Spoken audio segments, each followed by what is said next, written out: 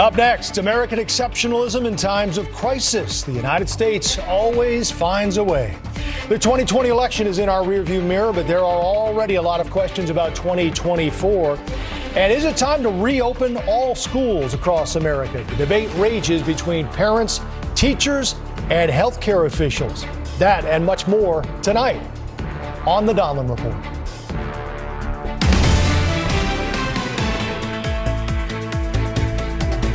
Good evening and welcome to the first edition of the Donlon Report. It's great to have you with us.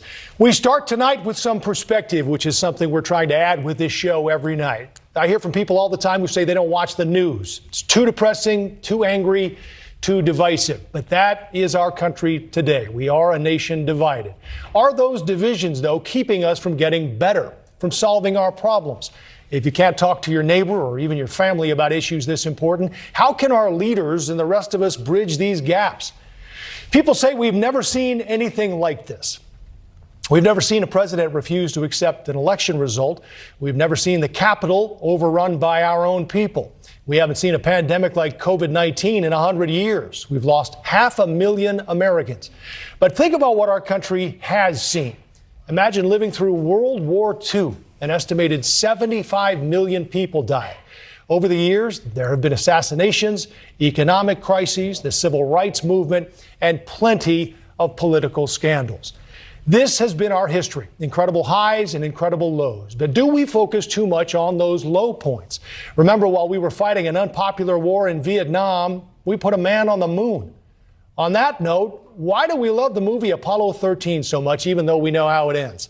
Because it reminds us of American exceptionalism during a difficult time.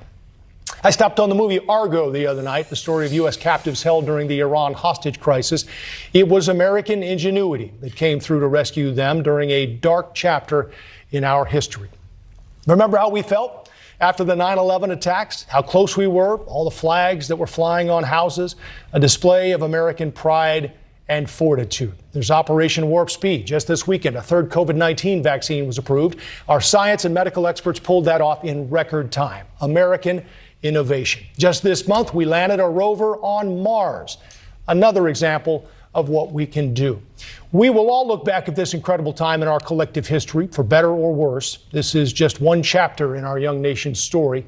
Obviously, we face a lot of important issues today. Healthcare, racial tension, extremism, immigration, the environment. But something to consider, how do those issues compare to the scope of nearly any of the significant eras we have endured in our past? This show may not solve our divisions, but I hope it helps repair the fractures. Shouldn't our strengths get as much attention, if not more, than our weaknesses? Here's what you can expect from us: perspective, insight, and conversations about the issues of the day. And at the end of each show, I want to feel like we had a little something for everyone and we all walk away smarter. If history tells us anything, America will survive and thrive, no matter what lies ahead. But history also tells us we will have to find a way to do it together.